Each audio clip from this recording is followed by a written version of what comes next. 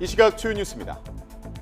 북한 김정은 국무위원장의 친동생 김여정 노동당 부부장이 확장 억제 강화 방안이 담긴 한미 정상의 워싱턴 선언 채택에 더욱 강력한 힘의 실체에 직면하게 될 것이라며 반발하고 나섰습니다. 미국을 국빈 방문하고 있는 윤석열 대통령이 하버드에서 자유를 향한 여정을 주제로 한 정책 연설을 했습니다. 연설에서 윤 대통령은 힘에 의한 현상 변경 시도에 대해 국제사회가 결연한 연대로서 대응해야 한다고 다시 한번 강조했습니다. 러시아가 키이우를 비롯해 우크라이나 전역에 미사일 공격을 가해 최소 23명이 숨진 것으로 전해졌습니다. 우크라이나는 봄철 대반격 준비를 거의 마쳤고 결정이 내려지면 언제든 개시할 수 있다고 밝혔습니다. 기시다 총리가 5월 초 한국을 방문하는 방안을 고려하고 있다고 일본 교도통신이 보도했습니다. 통신은 기시다 총리의 방안 추진은 한일 두 나라가 북한의 탄도미사일 프로그램에 대응하고자 관계를 개선하기 위한 목적이라고 전했습니다. 일본 정부가 우리나라를 수출심사 우대국, 이른바 화이트리스트 국가로 다시 지정하기 위한 절차를 시작했습니다. 절차가 마무리되면 강제동원 배상 판결을 겨냥해 사실상 보복 조치로 시작된 일본 수출 규제가 약 4년 만에 해제되는 겁니다. 지난달 서울 강남 한복판에서 40대 여성을 납치해 살해한 일당이 재판에 넘겨졌습니다. 검찰은 이번 사건을 6개월 동안 준비한 계획 범죄로 결론 내렸습니다. 전북 전주의 학교와 저수지, 아파트에서 시신 4구가 잇따라 발견됐습니다. 경찰은 40대 남성이 가족들을 살해한 뒤 극단적 선택을 한 것으로 보고 범행 동기를 조사하고 있습니다. 오늘은 흐린 가운데 전국에 단비가 내리겠습니다. 일요일인 내일도 전국에 구름이 많이 낀 가운데 내륙에 초속 15m 이상, 동해안에는 25m가 넘는 돌풍이 분다는 예보입니다.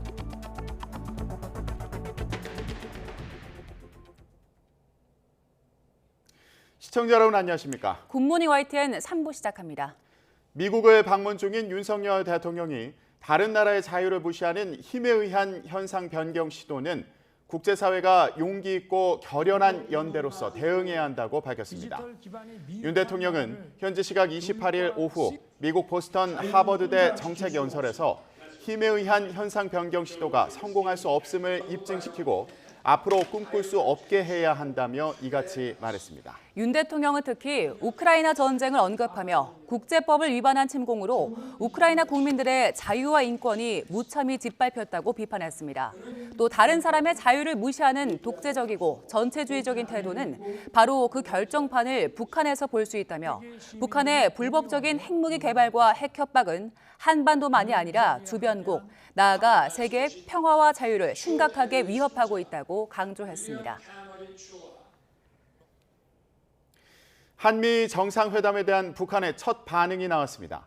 북한 김정은 국무위원장의 친동생 김여정 노동당 부부장이 확장 억제 강화 방안이 담긴 한미 정상의 워싱턴 선언 채택에 대해 더 강력한 힘의 실체에 직면하게 될 것이라며 반발했습니다.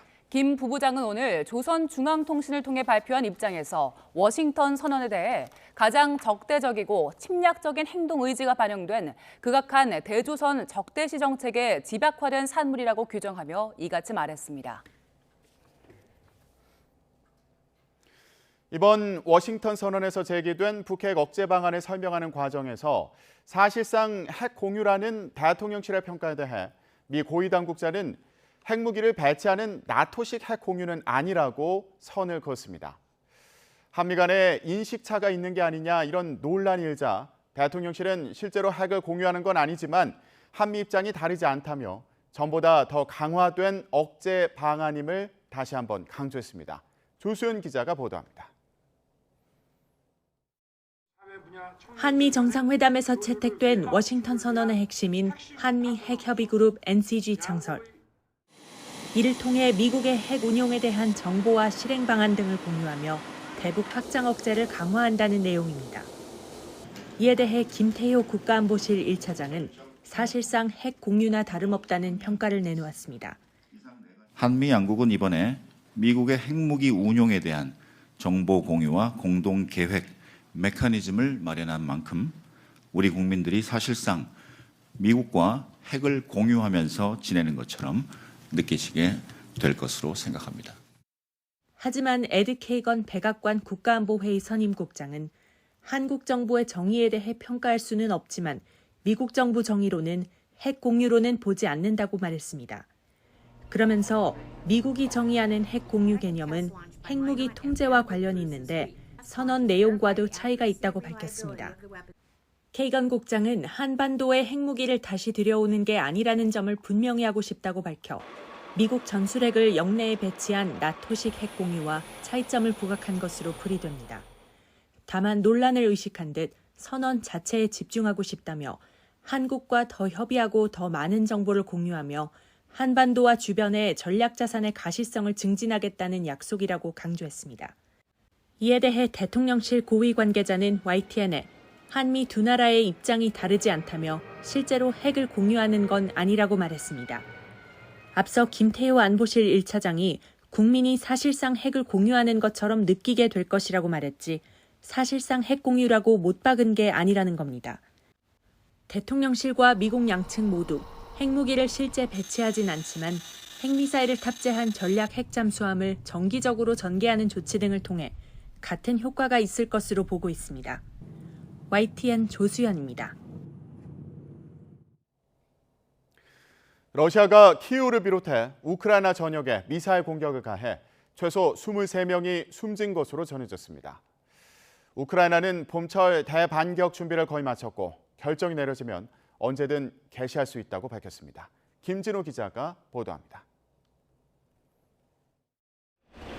우크라이나 중부 우만의 9층 아파트입니다. 아파트의 여러 층이 없어질 정도로 큰 타격을 받았습니다. В цьому будинку повністю практично знищений перший під'їзд. В цьому під'їзді проживало, за попередніми даними, 109 осіб, 46 квартир, 27 повністю знищені. 최소 6명이 숨지고 17명이 다쳤다고 현지 경찰이 밝혔습니다. 군사 목표물을 공격했다는 러시아의 주장이 무색해집니다. Всі з одного заводу, всі з 93-го року, як дом здали, ми всі заселилися, всі свої. 수도 키이우와 중부 드니프로, 크레멘추크, 남부 미콜라이우 등 전국 각지 주요 도시에 20발 이상의 미사일이 떨어졌습니다. 이번 공격으로 20명 이상이 숨진 것으로 전해졌습니다. 수도 키이우가 러시아의 공습을 받은 것은 지난달 9일 이후 50일 만입니다. 러시아의 계속된 공격 와중에도 우크라이나는 봄철 대반격 준비를 거의 마쳤다고 밝혔습니다. Далі питання за Генеральним штабом, за командуваннями, починаючи від генерала Залужного і його колегами, генералам по напрямках АТО, ОСУВ. Як тільки буде Божа воля, погода і рішення командирів, ми це зробимо. 우크라이나는 지난해 겨울 이후 정체된 전선을 돌파하고 러시아에 점령당한 영토를 수복하기 위해 봄철 대반격을 준비해왔습니다. 이를 위해 올해 초부터 서방 각국으로부터 현대식 전차와 장거리 미사일 등을 지원받았고 이들 무기를 다루기 위한 병력 훈련도 최근 거의 마무리했습니다. YTN 김진호입니다. 윤석열 대통령이 백악관 국빈 만찬에서 돈 맥클린의 아메리칸 파이를 부른 것이 화제가 된 가운데 대통령실이 뒷얘기를 전했습니다. 이도훈 대변인은 현지 시간 28일 보스턴 프레스센터 브리핑에서 백악관 측이 한미 정상회담을 준비하면서 윤석열 대통령이 좋아하는 노래가 있으면 만찬장에서 연주하겠다며 공명을 물어왔다고 말했습니다. 이에 아메리칸 파이를 알려줬는데 실제 국빈 만찬에서 미국 유명 뮤지컬 가수들이 이 곡을 앙코르 곡으로 부르자 조 바이든 대통령이 즉석에서 윤 대통령에게 노래를 청했다고 전했습니다. 윤 대통령은 약간 당황했지만 만찬 참석자들이 한미동맹을 뒷받침하는 핵심적인 지지자들이라는 점과 바이든 대통령 부부의 정성을 생각해 응했다고 이 대변인은 설명했습니다. 우리나라가 수출 심사 우대 국가 목록인 화이트리스트에 일본을 다시 포함한 데 이어서 일본도 우리나라를 다시 포함하는 절차를 시작했습니다. 한미 상호 간의 수출을 규제한 지 4년 만입니다. 조윤성 기자가 보도합니다. 일본 경제산업상에 한국을 수출심사 우대국에 복귀시키는 논의를 시작했다고 알린 게시글입니다. 한국에 대한 수출관리 운용 재검토에 관한 의견 모집을 시작한다고 밝혀 다시 화이트리스트 국가에 복귀시키기 위한 절차가 사실상 시작됐습니다. 우리 정부가 일본에 대한 수출 규제를 푸는 내용의 전략물자 수출입 고시를 관보에 게재한 지 나흘 만입니다. 이달 들어 한일 간 수출 정책에 관한 대화를 진행했고 우리 측에 실제로 조처를 하자 나온 반응입니다. 日本としては従前より国際的な枠組みに基づく輸出管理を適切に実施していますが、韓国側がこれを認め、従来の措置を適切に見直すことについては歓迎いたします。 산업통상자원부는 일본의 절차 개시를 환영한다며 앞으로 절차가 조속히 완료되기를 기대한다고 답했습니다. 한일 간 수출 규제 갈등은 2019년 7월부터 시작됐습니다. 우리나라 대법원이 일본의 피고 기업에게 강제징용 피해자에게 배상하라고 판결하자 일본은 반도체 핵심 소재 세계 품목 수출 규제에 이어 화이트리스트 배제까지 나아갔고 우리 정부는 세계무역기구 WTO에 일본을 제소하고 맞대응으로 일본을 화이트리스트에서 빼며 지난달 한일 정상회담 때까지 해빙의 계기를 만들지 못했습니다. 이번 일본의 조치가 시기적으로 한미일 3국 협력 강화를 강조한 한미 정상회담 직후에 나오면서 이에 화답했다는 분석도 나옵니다.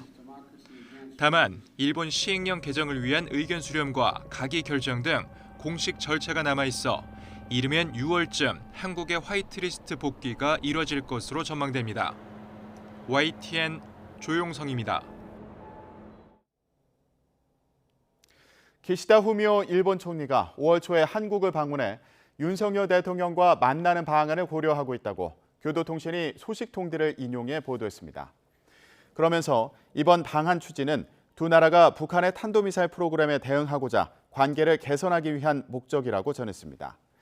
만남이 성사될 경우 일본 총리의 방한은 지난 2018년 2월 아베 신조 당시 총리가 평창 동계올림픽 개회식에 참석한 이후 5년 만입니다. 기시다 총리의 방한 추진은 다음 달 일본 히로시마에서 개최되는 주요 7개국 정상회의 G7에 앞서 양국 관계를 증진하기 위한 노력으로 보인다고 통신은 보도했습니다. 그러면서 기시다 총리는 G7 정상회의의 정식 구성원이 아닌 윤 대통령도 초청해 G7 구성원으로 회의에 참석하는 조 바이든 미국 대통령과 함께 3국 정상회담을 개최하는 방안을 조율하고 있다고 덧붙였습니다. 최근 지도부에 설화가 잇따르면서 비판을 받은 국민의힘이 당 윤리위원회 구성을 마무리하고 내부 기강 잡기에 본격 돌입합니다. 오는 1일에 첫 회의를 여는데 김재원, 태영호 두 최고위원에 대한 징계 여부에 관심이 쏠립니다. 강진원 기자의 보도입니다. 당원에 대한 징계를 심의 의결하는 국민의힘 윤리위원회가 오는 1일 공식 활동을 시작합니다. 지난 24일 인선이 완료된 이후 처음으로 윤리위원 9명이 한자리에 모이는 겁니다. 전주의 의원이 부위원장을 선임됐고 7분의 위원을 선임했습니다. 황정근 위원장의 코로나19 확진으로 업무가 미뤄졌던 만큼 일반적인 상견례 외에 추가 안건이 논의될 가능성도 배제할 수 없습니다. 특히 김재원, 태영호 최고위원에 대한 징계 절차에 착수할지가 관심입니다. 5.18 정신 헌법 수록 반대, 전광훈 목사의 우파 천하통일 발언, 제주 4.3 기념일 폄하 논란 등으로 물의를 일으킨 김 최고위원과 대통령이 보통 3.1절과 광복절 정도는 참석을 하거든요. 그리고 4.3 기념일은 이보다 조금 격이 낮은 그 기념일 내지 충무일인데 제주 4.3 사건 김일성 지시설에 이어 백범 김구 선생이 김일성의 통일전선 전략에 당했다는 발언으로 설화에 휩싸인 태 최고위원에 대한 당 안팎의 징계 요구가 잇따랐기 때문입니다. 김구기념사업협회에서 공식 사과 요청했는데 거기에 거절하시는 걸까요? 한 말씀 해주십시오. 한 말씀 해주세요. 국민의힘 당규는 당의 위신훼손 등 당에 유해한 행위를 했을 때도 당원을 징계할 수 있도록 규정하고 있습니다. 윤리위가 두 사람의 이딴 구설로 지지율 하락 등 당이 피해를 입었다고 볼 경우 징계 절차 개시를 결정할 수 있다는 얘기입니다. 실제로 지난해 국민의힘 윤리위는 여권 지도부를 겨냥한 이준석 전 대표의 양두구육과 신군부 발언 등을 문제 삼아 추가 징계에 나서기도 했습니다. 이준석 당원 징계 절차 개시, 객관적 근거 없이 모욕적, 비난적 표현 사용 및 윤리위가 김재원, 태영호 두 최고위원에 대한 징계 절차에 들어가면 관련 사안에 대한 조사와 당사자 소명 등 후속 과정이 이어집니다. 사안의 경중에 대한 윤리위의 판단에 따라 제명과 탈당 권유, 당원권 정지, 그리고 경고로 징계 수위가 결정됩니다. 만약 당원권 정지 1년 이상의 징계가 확정된다면 사실상 총선 공천은 멀어집니다. 내년 국회의원 선거를 앞두고 중도층 표심 확보 등 외연 확장이 절실한 국민의힘 내부에선 민심과 동떨어진 발언에 대한 단호한 조치가 필요하다는 목소리가 적지 않습니다. 특히 다가오는 5.18 광주 민주화운동 기념일에 여권 지도부가 총집결할 것으로 예상되는 터라 윤리위의 징계 논의에 속도가 붙을 것이라는 관측도 나오고 있습니다. YTN 강준원입니다. 더불어민주당 전당대회 돈봉투 의혹의 핵심 인물 송영길 전 대표가 조기 귀국을 하긴 했지만 당내 불안감은 계속 확산하고 있습니다. 검찰 수사가 어디까지 미칠지 예의주시하는 가운데 일각에선 이번 사건을 공천 물갈이의 기회로 삼자는 목소리도 조심스럽게 나옵니다. 안윤학 기자의 보도입니다. 돈봉투 의혹 결자 해지를 바라던 민주당 대다수 의원들의 바람대로 송영길 전 대표는 서둘러 귀국 일정을 앞당겼습니다. 저 송영길은 어떤 일이 당하더라도 절대 회피하지 않고 도망가지 않습니다. 오늘이라도 저를 소환하면 적극 응하겠다는 말씀을 드리겠습니다. 송 전 대표는 당적까지 내려놨지만 녹취록에 등장하는 윤관석, 이성만 두 의원은 아직 이렇다 할 움직임을 보이지 않고 있습니다. 당과 협의를 해봐야죠. 충분히 논의해서 더 긍정적인 방안이 어떤지 고민을 해봐야죠. 당 지도부로서는 아직 명백한 물증이 나오지 않아 출당 등 엄중 조치를 하기도 조심스럽습니다. 의원총회를 최대한 빨리 열어서 이 문제를 정말로 지혜로운 해법을 찾을 수 있도록 노력하겠습니다. 밤을 새워서라도. 하지만 본격적인 이정근 게이트가 열리는 거 아니냐 당내 위기감은 확산하고 있습니다. 운동권 출신의 대표 주자가 전당대회 때 돈봉투를 뿌렸다라고 하는 것이 이제 거의 뭐 그런 녹취가 나온 거죠. 이제 운동권 출신들도 믿을 사람들이 없구나. 저것도 부패했구나. 다만 일각에선 이재명 대표가 당내 친명 비명 개파 신경전으로 내년 총선 현역 물갈이에 쉽사리 나설 수 없는 상황에서 오히려 돈봉투 의혹을 계기로 공천 혁신을 할 수 있는 정치적 운신의 폭이 조금 더 넓어진 것 아니냐는 분석도 나옵니다. 실제 수도권 지역 A 의원은 검찰 소환이 본격화되면 조사 대상이 된 의원들이 공천을 받기는 어려워진 것 아니냐. 또 B 의원은 당 지도부가 의혹에 연루된 의원들을 과감하게 쳐내는 기회로 삼을 수도 있는 것 아니냐고 말했습니다. 그런 분들은 스스로 불출마 선언을 하자. 이것은 아마 총선에 물갈이 정도가 아니라 판갈이 신호탄이 될 거라고 봅니다. 윤석열 정부 외교 성과 논란과 맞물려 당 지지율이 크게 떨어지지 않는 만큼 이번 일을 오히려 쇄신 기회로 삼자는 황골탈퇴론에 힘이 실리는 겁니다.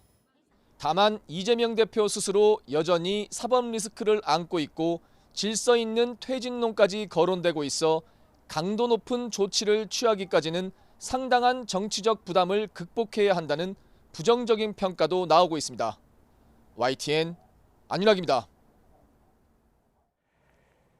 지난 대선 과정에서 허위 발언을 한 혐의로 기소된 민주당 이재명 대표가 재판에서 증인으로 나온 유동규 전 본부장을 직접 신문했습니다. 이 대표는 자신에게 불법을 보고했느냐고 따져 물었고 유 전 본부장은 측근들이 한 일을 몰랐느냐며 목소리를 높였습니다. 최민기 기자의 보도입니다. 선거법 위반 사건 재판에 5번째로 출석한 이재명 민주당 대표는 이번에도 기자들 질문에 아무 말도 하지 않았습니다. 국무기처장 유족한테 이거 기자회견하지 말아달라고 회유했다는 의혹도 제기됐는데 이와 관련해 입장 부탁드립니다. 이 대표 측은 한때 측근이었던 유동규 전 본부장에 대한 증인 신문에 나섰습니다. 이 대표 측 변호인은 유 전 본부장의 말을 끊으며 자꾸 추측을 말하지 말라고 몰아세웠고 유 전 본부장은 웅얼대지 말고 제대로 발음하라며 초반부터 신경전을 벌였습니다.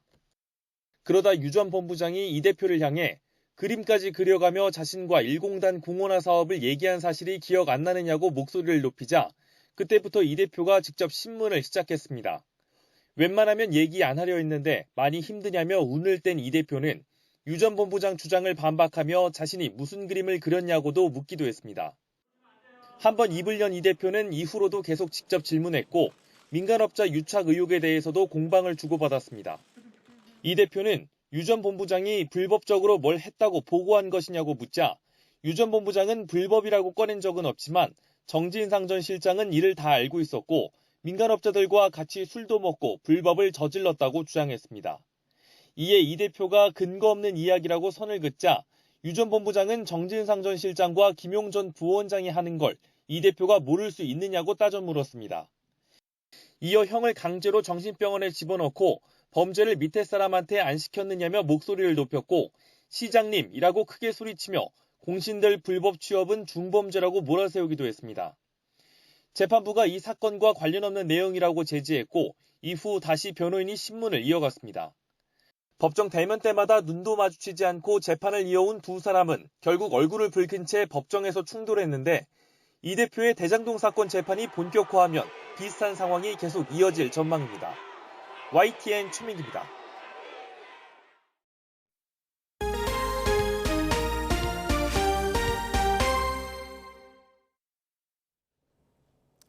지난 2월에 태어난 아기가 또 줄면서 2만 명에도 못 미쳤습니다. 저출생의 인구가 빠르게 감소하면서 내수 시장에도 경고등이 켜졌습니다. 이영원 기자가 보도합니다.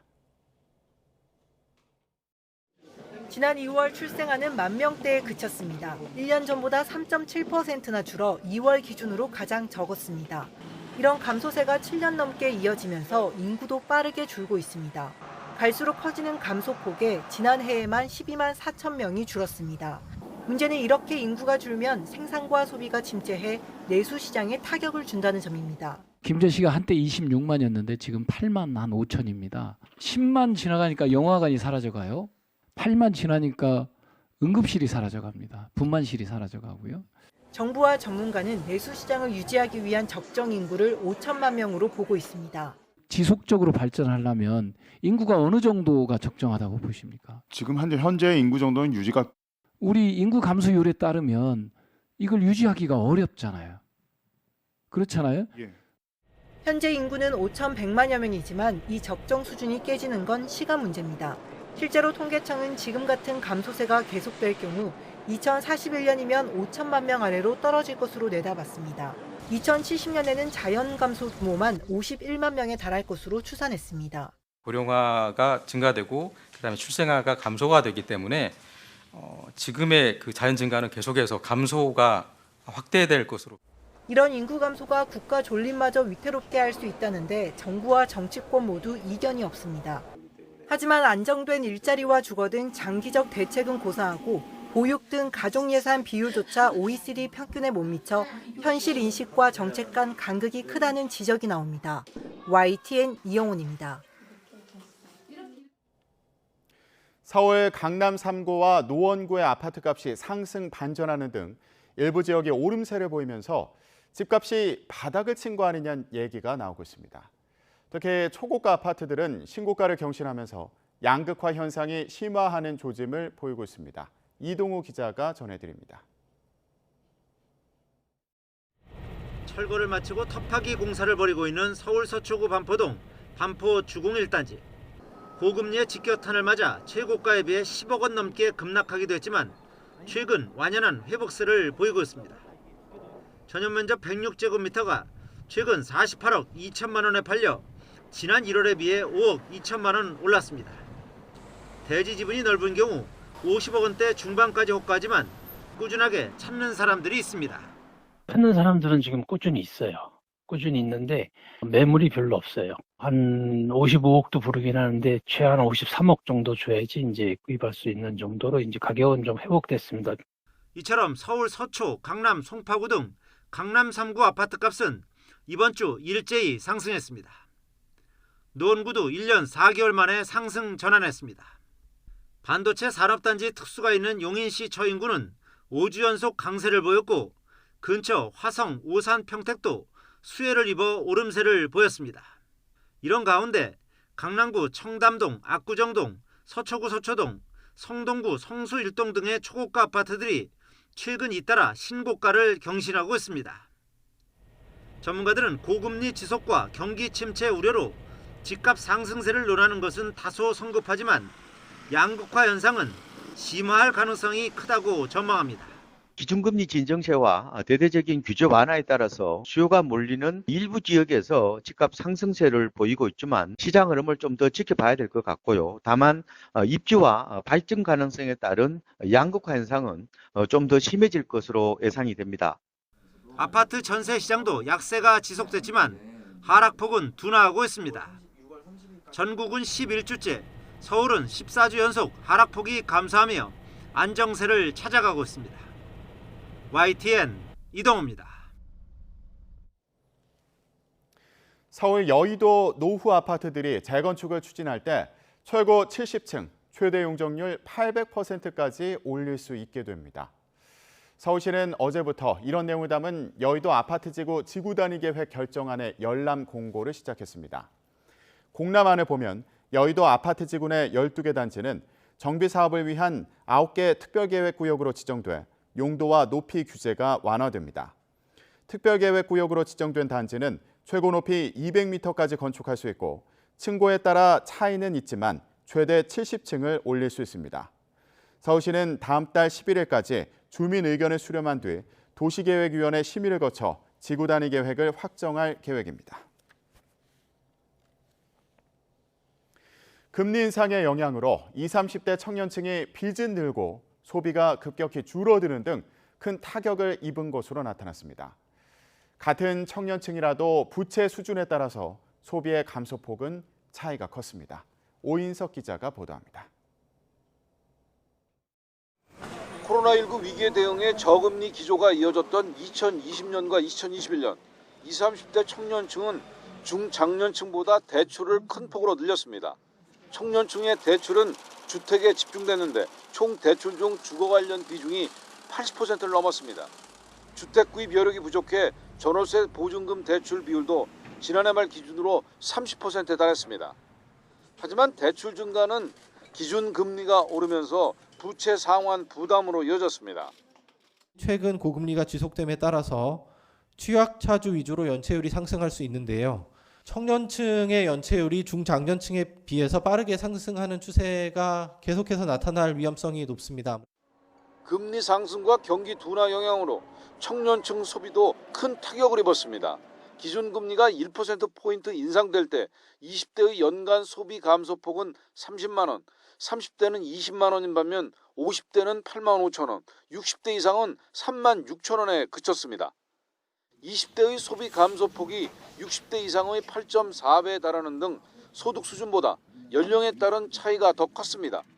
이제 청년층의 경우에는 저축이 부족하고 차입이 어렵기 때문에 소비를 현재 소득에만 의존을 해야 되고 그래서 현재 소득에 충격이 왔었을 때는 소비를 급격하게 조정할 수밖에 없는 상황에 처하게 됩니다. 같은 청년층이라도 부채 수준에 따라 소비 감소폭은 차이가 컸습니다. 기준금리가 1%포인트 인상되면 부채 보유 상위 50% 청년층의 연간 소비는 26만 원 줄어든 반면 빚이 없는 청년은 2만 4천 원에 그쳤습니다.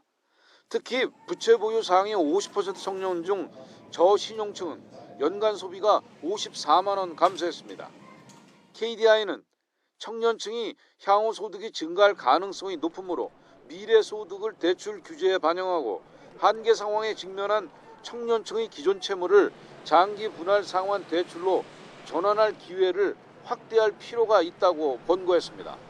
YTN 오인성입니다. 미국 연방준비제도가 주로 참고하는 물가지표의 오름폭이 크게 둔화한 것으로 나타났습니다. 미 상무부는 3월 개인 소비지출 가격지수가 지난해 같은 달보다 4.2%, 전달보다는 0.1% 각각 올랐다고 밝혔습니다. 전년 동월 대비 상승률은 지난 2월 5.1%에서 거의 1%포인트 가까이 줄어 2021년 5월 이후 최소폭 상승을 기록했습니다. 변동성이 높은 에너지와 식료품을 제외한 근원 개인 소비 지출 가격 지수는 지난해 같은 달보다 4.6% 올라 전문가 전망치를 웃돌았습니다. 인플레이션 완화세가 이어지곤 있지만 여전히 연준 물가 목표치인 2%의 2배가 넘는다는 점에서 아직은 갈 길이 멀다는 평가가 나오고 있습니다.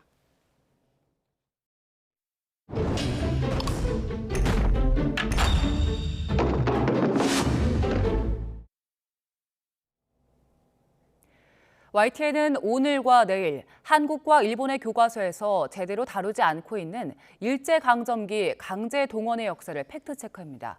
먼저 일본 살펴봅니다. 우리 정부의 제3자 변제안 발표 뒤에도 일본은 정부 차원에서 강제노동을 부인했고 또 초등학교 교과서에서 끌려왔다는 표현을 빼기도 했는데요. 과거 일본 법원의 판단은 달랐습니다. 신우 기자가 판결문을 토대로 사실관계를 따져봤습니다. 지난달 한국 정부가 발표한 제3자 변제안의 핵심은 일본 전범기업의 강제노동 책임을 묻지 않겠다는 것. 3주 뒤 나온 내년도 일본 초등학교 6학년 교과서에도 이런 흐름이 반영됐습니다. 가장 점유율 높은 도쿄 서적은 전쟁이 길어지면서 조선인과 중국인이 강제적으로 끌려와서라는 부분을 강제적으로 동원되어로 고쳤습니다. 다른 두 개 교과서는 일본의 공장과 광산에서 조선, 중국 사람들이 일을 했다거나 일본에 데리고 와서 가혹한 노동을 하게 했다는 표현을 유지했습니다. 강제 연행됐다거나 강제 노동을 시켰다고 기술한 교과서는 없었습니다. 지난달 일본 외무상 발언도 같은 맥락이었습니다. これらはいずれも強制労働に関する条約上の強制労働には該当しないものと考えておりまして、これらを強制労働と表現することは適切ではないと考えております。 일본의 교과서 검정 기준은 이렇습니다. 정부의 통일적 견해나 최고재판소의 판례가 있는 경우 그것을 기반으로 기술할 것. 2021년 4월 스가 내각이 강요회의에서 당시 조선인들이 강제 연행됐다고 일괄 표현하는 것은 적절하지 않다. 징용이라는 표현을 쓰는 것이 적절하다. 강제 노동이라는 표현 역시 적절하지 않다는 의회에 대한 답변서를 채택했는데 이번에 도쿄 서적 교과서는 이 기준을 따라 강제 연행에 해당하는 표현을 뺀 겁니다. 그렇지만 또 다른 교과서 검정 기준인 일본 법원의 판례는 외면하고 있습니다. 2007년 나고야 고등재판소는 13살에서 14살 사이였던 원고들을 기망 혹은 협박으로 정신대원에 자원시킨 것이 인정되며 이것은 강제 연행이었다고 해야 한다. 또 가혹한 노동과 빈약한 식사, 외출과 편지 제한, 급료 미지급 등의 사정을 종합하면 강제 노동이었다고 해야 한다. 공장 안에서 사망하고 손가락 부상을 입었던 일은 강제 연행, 강제 노동에 의해 생긴 손해로 인정된다고 명확하게 판단했습니다. 가해국의 법정에서 가해국의 국가라고 이야기할 수 있는 가해국의 판사, 가해국의 법원이 불법을 인정했다. 아주 상세하게 이것이 강제노동이고.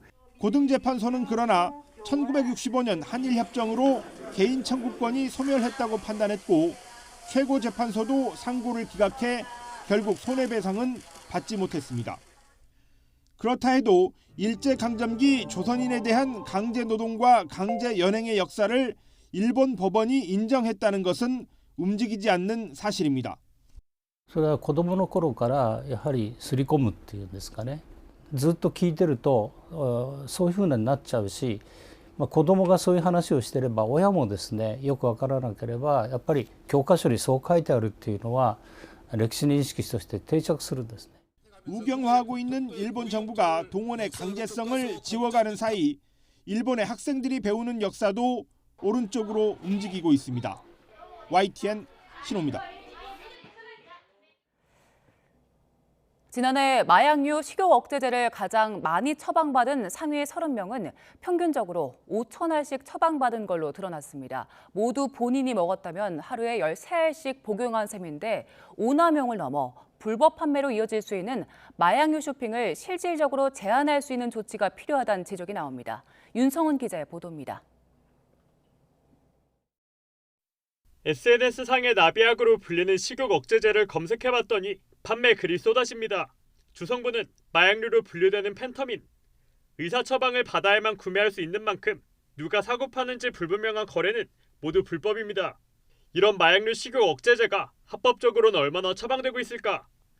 지난해 120만여 명에게 2억 4,300만 알 가까이 처방된 가운데 가장 많이 처방받은 상위 30명에게 전체 처방량의 6%에 해당하는 14만 9천 알이 몰렸습니다. 한 명이 1년에 5,000알씩 처방받아 하루에 13알씩 복용한 셈입니다. 전문가들은 개인이 먹으려고 처방받았다고 보기엔 너무 많은 양이라며 불법 판매 목적으로 대리 구매했을 가능성을 의심합니다. 마약류 식욕 억제제는 환각이나 두통, 불면증 등 부작용이 심해서 식품의약품안전처가 권고하는 하루 최대 복용량이 한 알에서 3알 수준이기 때문입니다. 치사량인데 그렇게 먹을 수가 없어요. 가능하지가 않을 것 같은데요. 아무리 건강한 사람이라도. 근데 이제 아마도 그렇게 받아간 경우는 사실 조금 의심스럽긴 하죠.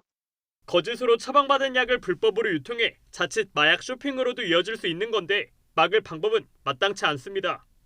의사가 마약류 의료 쇼핑 방지 정보망을 통해 환자가 마약류를 투약한 이력을 확인해서 처방을 거부할 수 있도록 하고 있지만 강제사항은 아닙니다. 또 식약처가 환자가 처방받는 양을 모니터링하면서도 과도한 처방을 직접 제한하지 않는 점도 문제로 꼽힙니다.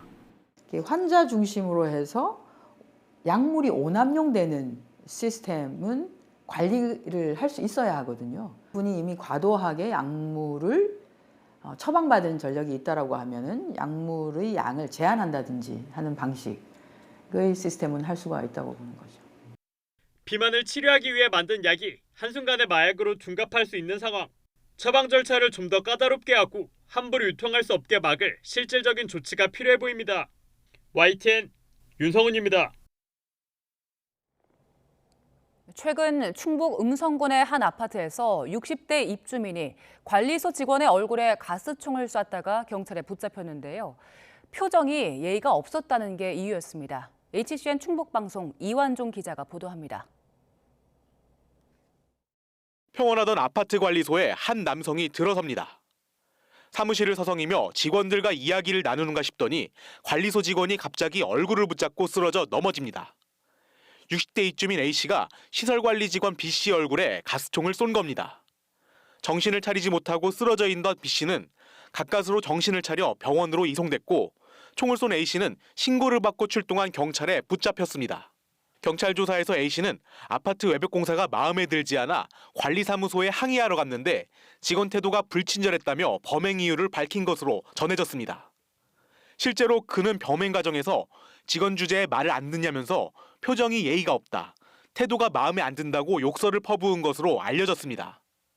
피해 직원은 왼쪽 눈썹뼈 부분에 가스총을 맞아 다행히 실명 위기에서 벗어났지만 마음의 상처는 치유하기 어려운 상황입니다. 정말 막 뭐라고 말도 못하고 너무 좀 분하고 자존심 상하고 이런데 어떻게 해요? 저희는 서비스직이니까 참아야 되잖아요. 도를 넘는 아파트 입주민 갑질.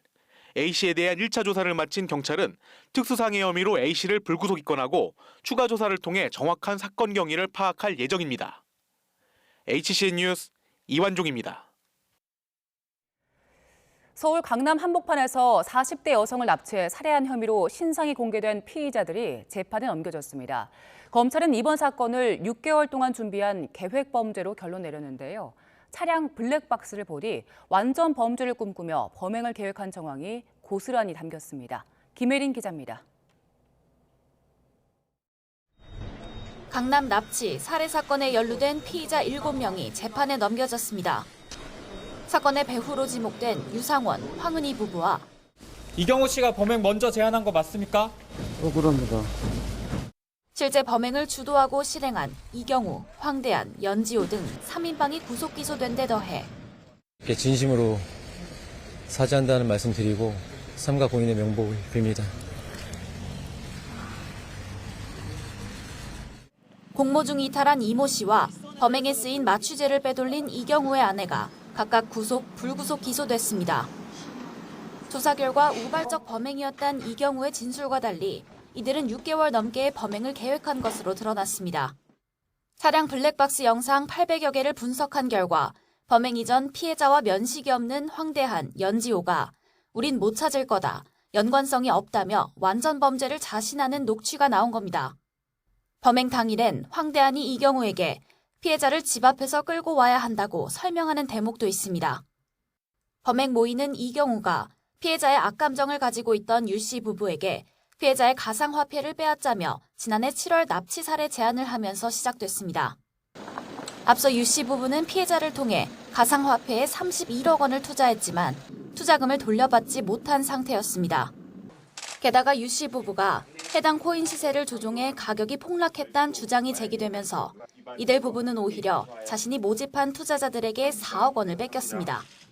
가상화폐를 빼앗기 위해 범행 당일 피해자로부터 알아낸 비밀번호 등을 이용하여 피해자의 가상화폐 거래소 계정에 접속하려고 하였으나 미수에 그친 사실을 추가로 밝혀내어 정보통신망법 위반죄로 함께 기소하였습니다.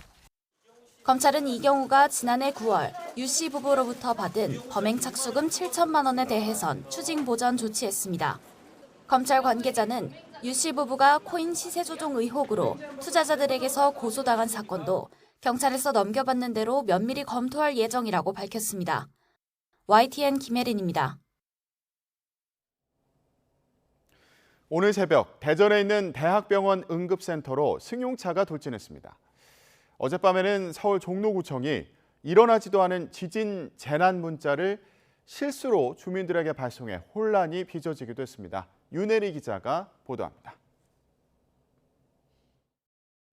바닥에 유리파편이 어지럽게 흩어져 있습니다. 어젯밤 11시쯤 대전시 서구 관저동에 있는 건양대병원 응급센터로 승용차가 돌진했습니다. 다행히 다친 사람은 없었지만 병원 출입문과 유리벽, 내부 집기가 파손됐습니다. 50대 승용차 운전자는 경찰에서 AI의 지시를 받고 진료받으러 갔다고 진술한 것으로 전해졌습니다. 도로 갓길에 트럭이 뒤집혀 있습니다. 오늘 새벽 1시쯤 서울 노원구 동부간선도로에서 쓰레기 수거 차량이 전복됐습니다. 이 사고로 60대 환경미화원 2명이 병원으로 옮겨졌습니다. 경찰은 차량이 가드레일을 들이받고 뒤집히면서 3에서 4m 앞으로 구른 것으로 보고 있습니다. 어제 저녁 7시쯤에는 경기 광명시 광명동에 있는 식당에서 부탄가스가 폭발해 60대 남성을 포함해 손님 4명이 다쳤습니다. 지진 재난 문자가 잘못 발송돼 주민들이 불안에 떠는 일도 있었습니다. 밤 9시 40분쯤 서울 종로구청이 종로구에서 지진이 발생했다는 긴급 재난 문자를 발송했습니다. 9분 뒤 실제 상황이 아닌 재난 훈련 대비 메시지였다고 정정 문자를 보냈지만 인근 지자체 주민들까지 혼란을 겪었습니다. 훈련 상황 모드로 들어가서 메시지 처리를 해야 되는데 이제 당직자가 실수로 그 실세 모드로 들어가서 그 메시지를 보낸 거죠. 그래서 메시지가 오발송이 된 겁니다. 종로구는 잘못 보낸 재난 문자 발송 대상을 파악하고 있습니다. YTN 윤혜리입니다. 전북 전주에 있는 학교와 저수지, 아파트에서 시신 4구가 발견됐습니다. 경찰은 40대 남성이 가족들을 살해한 뒤 극단적 선택을 한 것으로 보고 정확한 경위를 조사하고 있습니다. 김민성 기자가 보도합니다. 새벽 2시 50분쯤 전북 전주시 한 초등학교. 40대 이모 씨가 승용차로 걸어가더니 차를 몰아 다른 남성을 향해 돌진합니다. 차에 치인 남성의 정체는 이 씨의 친형. 친형의 시신은 사건 3시간 뒤인 새벽 6시쯤 인근 주민에 의해 발견됐습니다. 매일 가는 운동장이니까 갔는데 이미 경찰분들하고 119 소방대원이 심폐소생술을 하고 있었어요. 옆에 피는 많이 흘려 있고 보니까 목에 찔리는 흔적이 보이더라고요. 가해자 이 씨는 이 범행 직후 차로 약 10km 떨어진 곳에 차를 댔고 주변 저수지에서 극단 선택을 했습니다. 그런데 이게 끝이 아니었습니다. 학교에서 발견된 피해자의 집에서 시신 2구가 추가로 발견된 겁니다. 피해자 유족을 확인하기 위해서 아파트를 방문했는데 문이 잠겨 있고 연락이 안 돼서 개방을 하고 들어가 봤더니 이미 살해된 상태로 있었습니다. 나중에 발견된 사망자는 이 씨의 친부와 계모였습니다. 조사 결과 이 씨는 형을 살해하기 전날 오후 미리 친부 내외를 살해해둔 것으로 드러났습니다. 총 4사람의 죽음으로 사건은 일단락됐지만 유서와 같은 범행 동기를 유추할 만한 직접적인 단서는 없는 것으로 전해졌습니다. 경찰은 범행의 동기와 정확한 경위를 파악하기 위해 사망자들의 시신을 부검할 예정입니다. YTN 김민성입니다.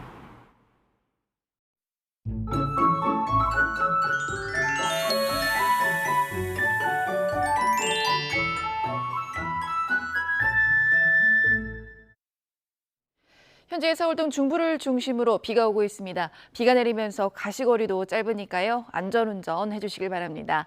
오늘 대부분 지방에 5에서 20mm의 비가 더 오겠고요. 수도권과 영서는 돌풍과 벼락도 예상돼 피해 없도록 유의하시길 바랍니다. 바람도 강하게 불겠습니다. 이 비는 오후 늦게 대부분 그치겠지만 경기 북부와 강원, 영남, 제주도는 밤까지 이어질 것으로 보입니다. 현재 기온은 서울이 15.7도고요. 낮 기온 지금과 큰 차이 없습니다. 서울이 16도, 부산은 19도로 예상됩니다. 내일은 경기와 영서를 중심으로 비 예보 들어 있습니다. 날씨였습니다. 굿모닝 YTN 마치겠습니다. 잠시 뒤에는 YTN 뉴스와이드가 이어집니다. 시청해주신 여러분 고맙습니다.